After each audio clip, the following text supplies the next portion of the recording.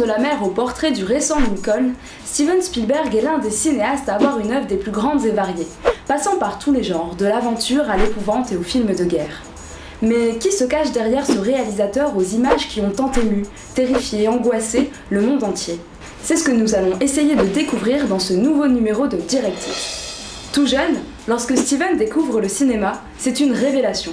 Lui-même dit: quand j'ai compris que je pouvais améliorer ma vie grâce au cinéma, ce petit médium de rien du tout, j'ai été très content de moi et de la possibilité d'amener d'autres gens à cet univers merveilleux.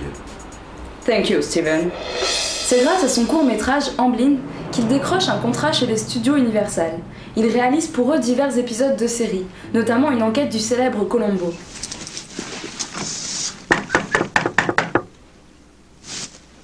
Morning!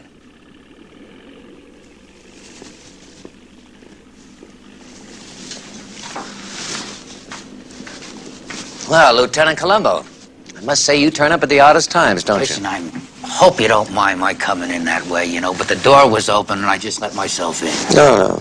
How'd you get here, by magic carpet? I didn't see your car outside. C'est alors qu'on lui propose de réaliser le téléfilm Duel, diffusé en 1971 dans la Petite Lucarne, puis dans les salles obscures européennes en 1973.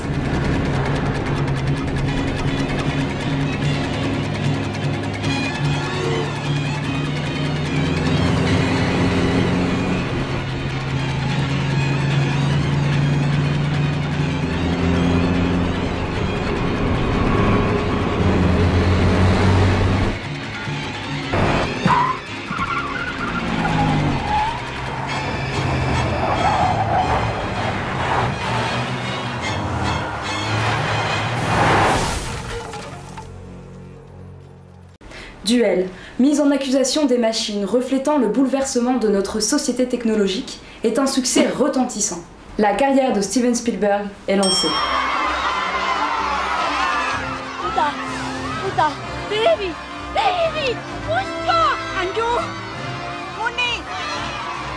Spielberg se voit offrir plusieurs possibilités de tournage. Son choix se porte sur Sugarland Express. Hélas, ce premier long métrage n'obtient pas le même impact que Duel. Le film a cependant mis le doigt sur l'un des futurs thèmes récurrents du cinéaste, la séparation de l'enfant et de ses parents. It's your baby. Don't let no one take him away from you. I'm not gonna. Thank you, and I want to thank you for everything you've done. I appreciate it. Y'all take care now. C'est à ce moment-là que le réalisateur entend parler d'un projet de film d'épouvante horreur en train de se monter.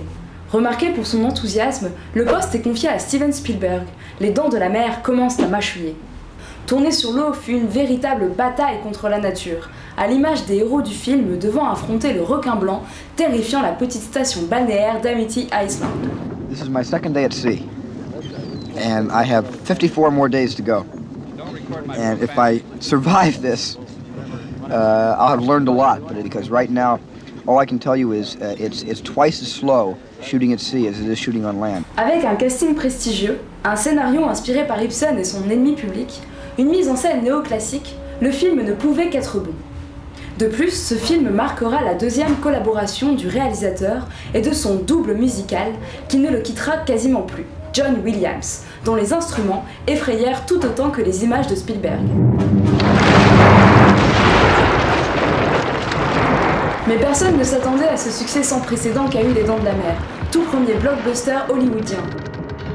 Après Jaws, Spielberg peut s'attaquer à n'importe quel projet. C'est alors qu'il fait une rencontre du troisième type. Le film sortira en 1977, la même année que Star Wars. Il sera très bien accueilli.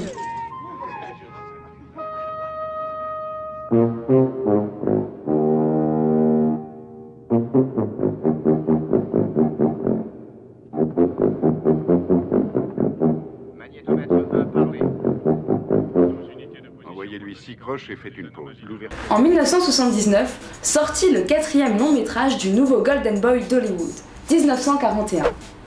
Le scénario, écrit par Robert Zemeckis et Bob Gale, futurs inventeurs du Doc Brown et de Marty McFly, plut énormément à Spielberg. Cependant, la farce dépeinte dans le film apparaît aux spectateurs comme bouffonne et sans humour. Spielberg reçoit une claque de la part des critiques et du public.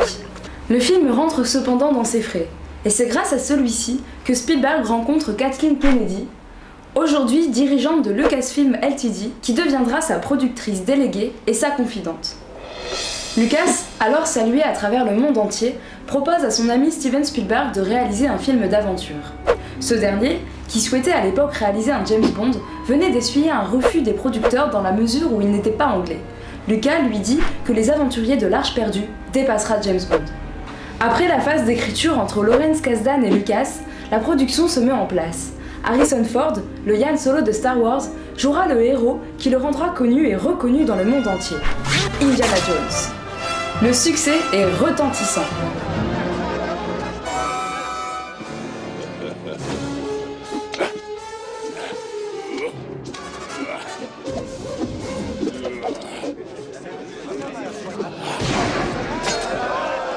Après le tournage des Aventuriers, Spielberg n'est plus en quête de l'Arche perdue. Lui-même déclare qu'il n'a plus rien à prouver à personne, si ce n'est à lui-même. Ainsi, les futures productions du réalisateur allaient être beaucoup plus intimistes que les précédentes, sans jamais oublier de divertir le spectateur. Le thème de l'enfant et de la séparation reviendra à travers E.T. en 1982.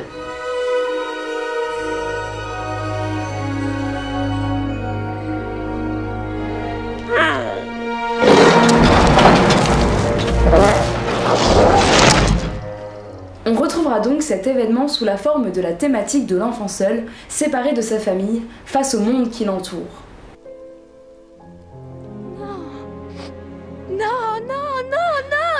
Voyons, maman, je t'en prie, non! Je t'en prie, non, maman! Ils vont te détruire, David.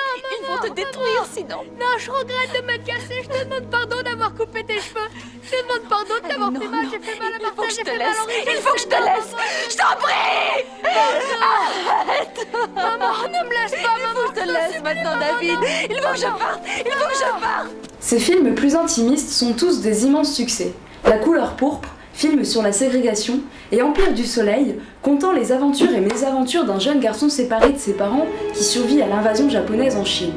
Ces films annoncent la future carrière Spielberg. Son cinéma sera plus historique et plus sombre. À partir de Jurassic Park, les films Intelligence artificielle, Minority Report et La guerre des mondes marquent un retour à la science-fiction pour le cinéaste. On y retrouve les thématiques de l'enfant, de la séparation et une nouvelle, celle de la vision. Les personnages deviendraient plus des voyants que des actants. Tom Cruise ne peut pas changer son avenir dans Minority Report, tout comme il ne pourra rien faire contre l'invasion extraterrestre dans la guerre des mondes.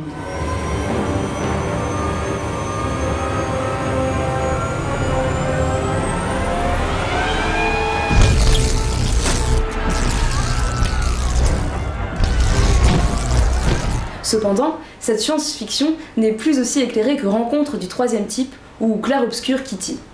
I think if you were to look at this as a trilogy of work by Steven, going from Close Encounters to E.T. and now War of the Worlds, I think inherent in that story, inherent in the idea of something unknown.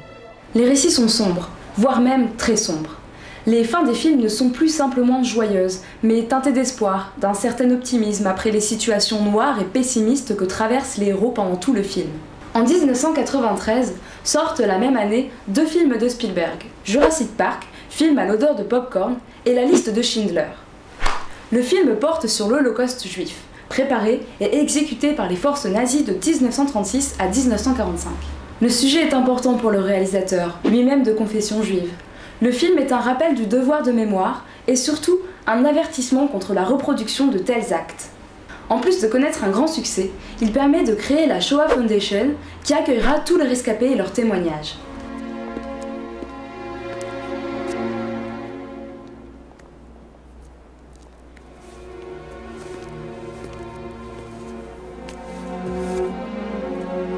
Le cinéaste va continuer dans le genre du film historique avec Amistad en 1997, peu connu par le public, puis avec Il faut sauver le soldat Ryan en 1998. Spielberg raconte ainsi encore une fois l'histoire à travers les yeux d'un personnage. Dans Empire du Soleil, James Graham voit l'invasion japonaise en Chine. Le début de la guerre du Pacifique, dans La liste, Oskar Schindler voit l'échafaudage et l'exécution du plan d'anéantissement du peuple juif par les nazis. Et ici, le capitaine Miller voit l'arrivée des Alliés en France et les ravages de la guerre en Europe. Mais surtout, avec ce film, le réalisateur développe une nouvelle forme cinématographique pour voir la guerre. forme très réaliste qui influencera le genre à tout jamais, et même d'autres, on peut citer La Ligne Rouge de Malick ou encore les mini-séries développées par HBO, Band of Brothers et The Pacific. Spielberg, dans la continuité du film historique, va s'attaquer au portrait. Si l'on peut dire que chacun de ces films historiques est un portrait, ici le contexte ne sera plus prédominant, seul le personnage comptera.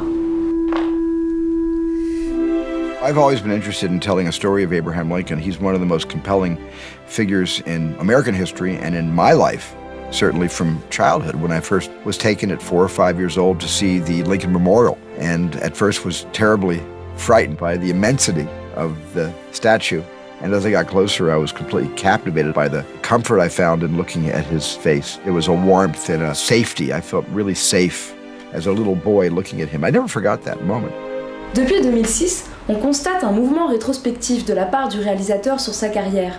Ainsi reviendra-t-il au film historique à travers les yeux d'Eric Bana sur les événements de Munich en 2006, au film d'aventure avec le 4e volet d'Indiana Jones en 2007, au film de guerre à travers les yeux d'enfant avec Cheval de guerre en 2011, et enfin au film où il peut véritablement s'amuser et expérimenter avec les aventures de Tintin, Le secret de la licorne en 2011. Allez, on peut quand même pas dire que ça ne vous ressemble pas. Pas mal. Qu'est-ce que tu en penses? Et vous, quel est votre Spielberg préféré? Saviez-vous que Steven Spielberg évite la dernière journée des tournages? En effet, à la fin du tournage des Dents de la Mer, il était sûr que l'équipe le jetterait dans la gueule du requin blanc construit, prénommé Bruce. Sa société de production porte le nom d'Amblin, en hommage à son court-métrage amateur qui a lancé sa carrière. Il est également PDG de DreamWorks SKG. Rubrique News. Steven Spielberg est le président du jury au Festival de Cannes de cette année.